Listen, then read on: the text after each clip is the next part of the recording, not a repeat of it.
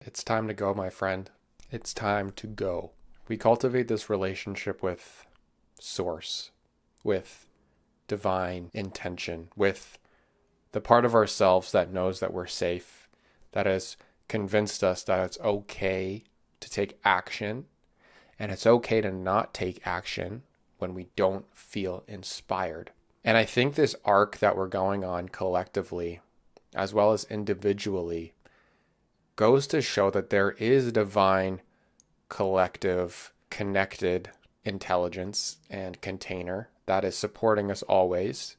And because the chaos upon the planet has picked up, because certain things are arriving that is rattling the status quo or the ways that we typically perceive what we're experiencing, there's a great opportunity right now to tune in and ask yourself what it is that you want to do.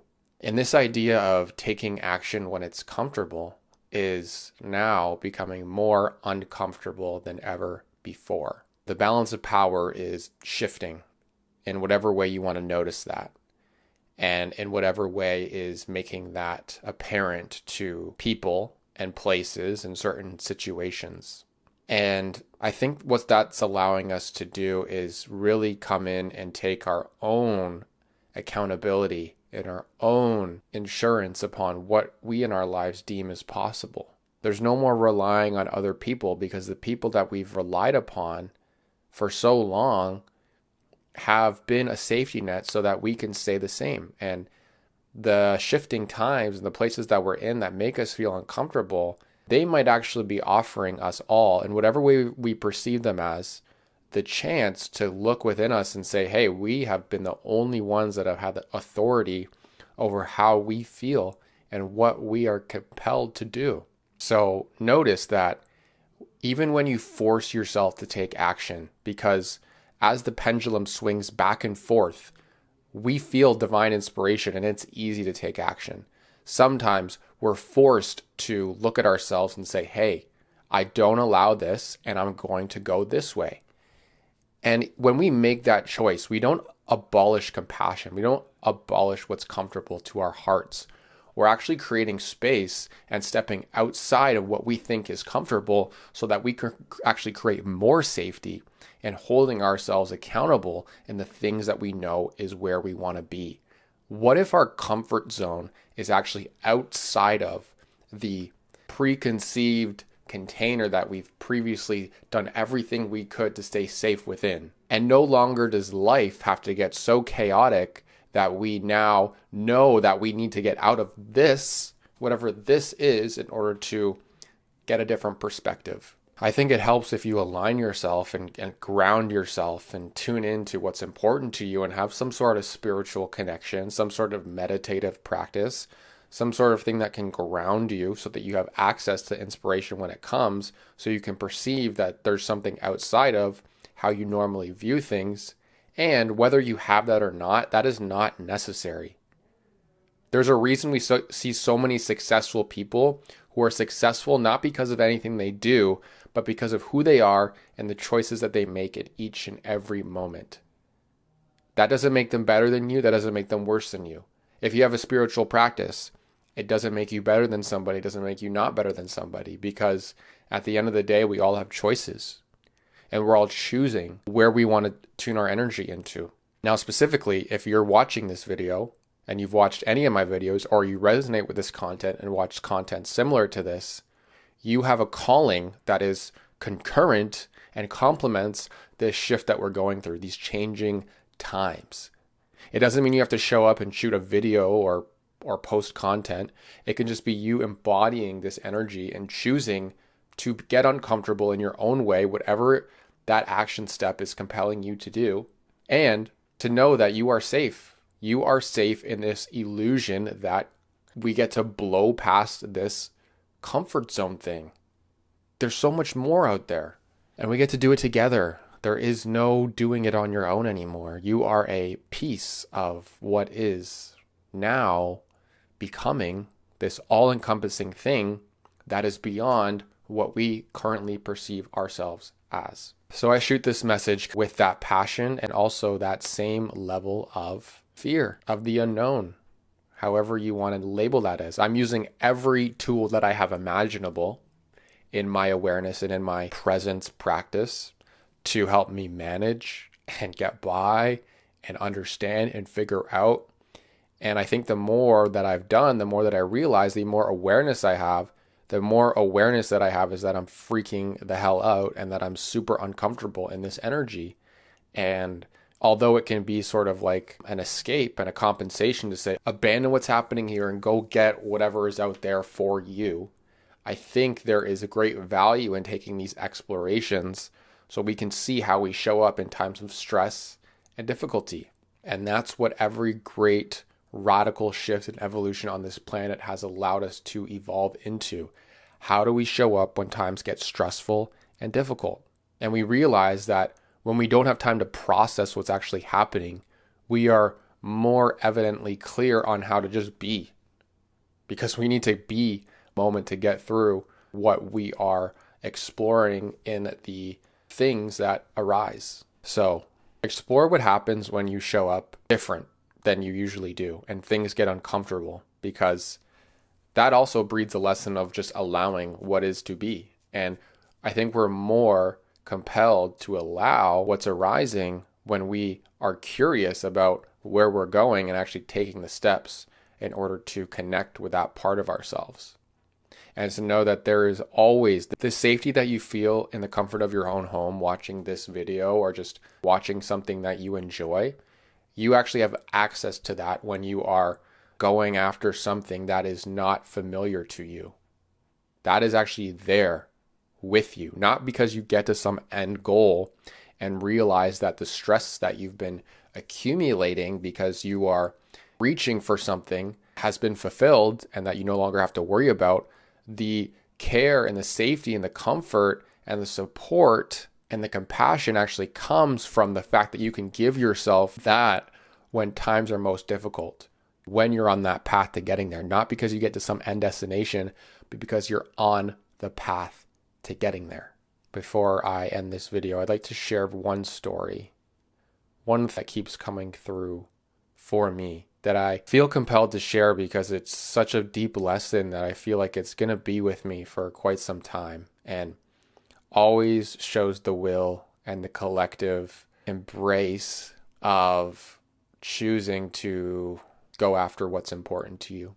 So for me, when I was growing up in elementary school, I did a lot of cross-country running. Not a lot, but in grades 4 and 5, I did the cross-country race, did the training for it, ran the race. I didn't know what I was really getting myself into at those ages and at that time. So I did pretty well. I think I came 4th and 5th or whatever, top 5, both of those years. And running cross country is rather petrifying. It's like a 2-kilometer race at that age, and you're going through, what you would now deem as beautiful as an adult. Look, like being in nature, it's very peaceful. But at the time, you're a little kid running through these forests, trying to keep up with the kid in front of you and trying to stay in front of the kids behind you. Not really having a grasp upon how far you are into the race and what it's going to be like when you finish and how you're feeling in the moment, which is like you're tired and now your heart rate's getting up and it's all these things. Plus there's an expectation and an attachment that you're meant to perform a certain way since you've proven that you could be one of the best runners at your age level to a very uncomfortable place in order to get to the point where I knew I was capable of finishing and what place I would come in. So I didn't run at those grades. Grade 8 comes, and my grade 8 teacher, she was quite intimidating.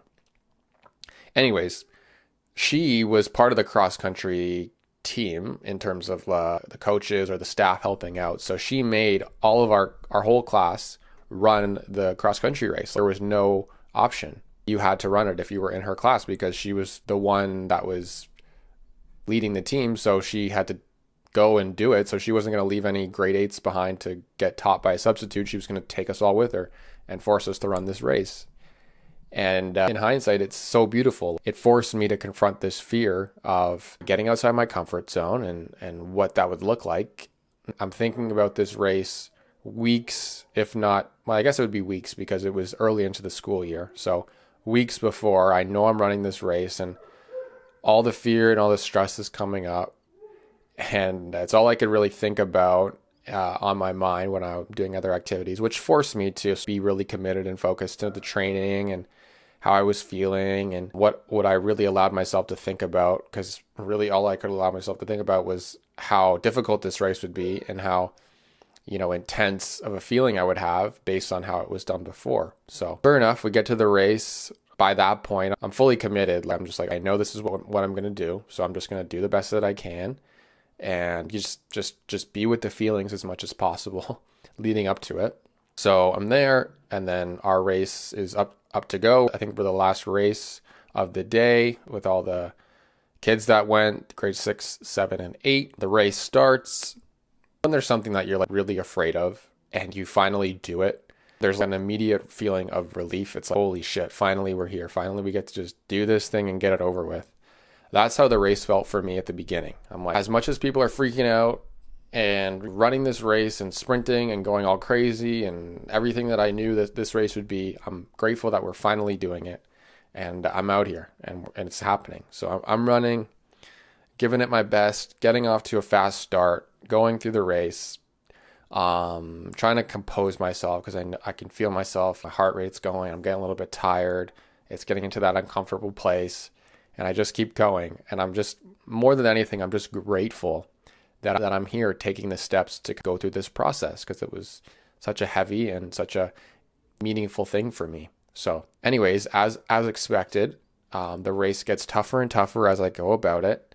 I'm not running at a slow pace here. I'm running pretty much at obviously the fastest that I could run based on the distance that we're going. And I'm feeling all the feels like in my heart and my body, my lungs, my chest, my legs, everything. And I don't know really where I'm at, but I know I'm doing pretty good because I'm at a place where there's not many people around me. I know there's a few people in front of me. There's a lot of people behind me just because I know that I've got in front of most of the people running. But there's enough people in my vicinity to know that I have to keep going.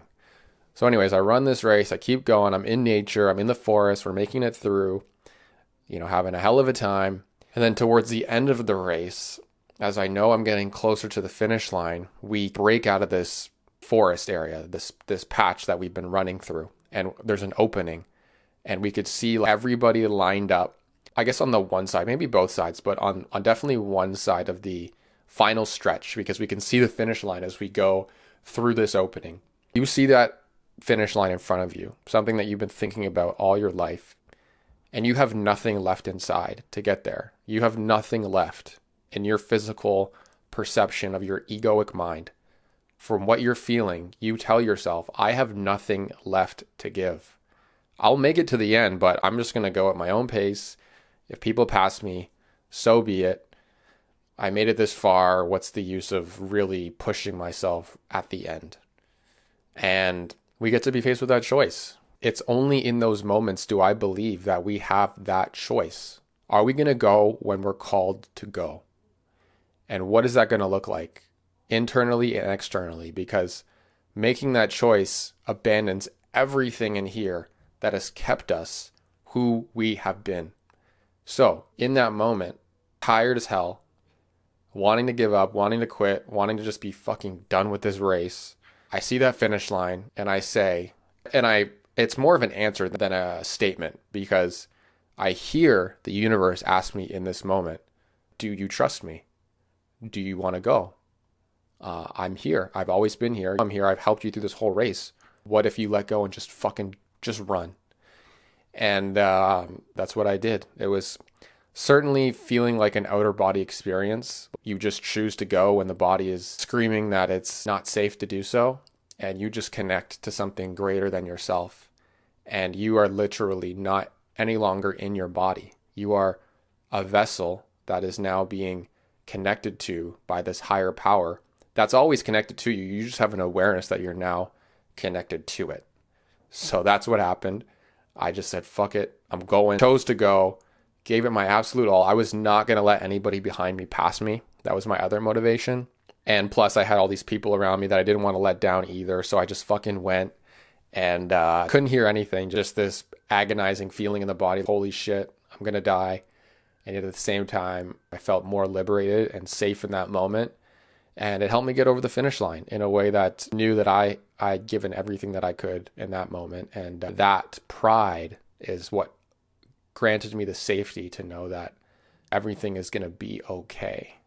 It's not about getting where we want to be. It's about how we choose to show up in the moments where we are compelled to give it all that we can. And I think we all have that capacity to hold space for that part of ourselves, and to know that we don't have to be perfect. It doesn't have to look like that. It doesn't have to be this gruesome, glory-driven, end of the road, finding the accomplishment sort of feeling. It can just be like the choice. I trust God, and I'm going to go where he wants me to go. And for this moment, showing up, shooting this video, and sharing that story with you. So once we decide how we be, and once we feel the feelings of ourself trying to find safety when we've already decided and committed to going where we're compelled to go, we can then honor the parts of ourselves that kind of want to come up and find that safety. We don't want to comfort those parts and then decide. We can do that, and we can get a clear interpretation of what we're asked to do.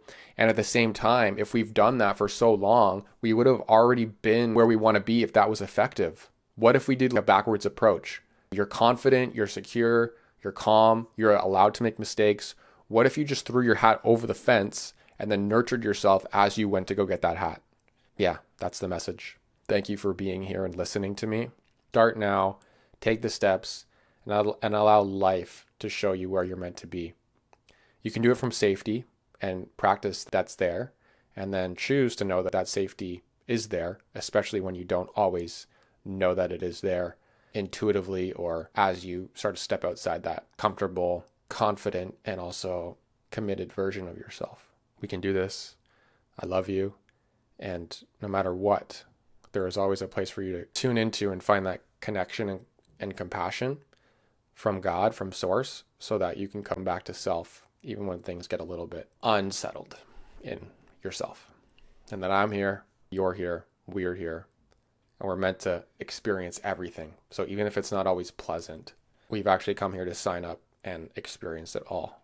And doing that will be the most liberating and supportive and connecting thing that we could possibly experience in this lifetime. So I love you. Comment below, and above all else, you're supported in all that you do. Even if this video reaches nobody, you're supported.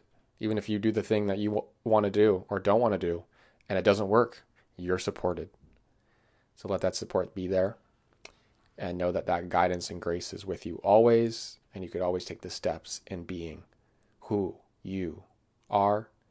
Have a beautiful day. Talk to you soon.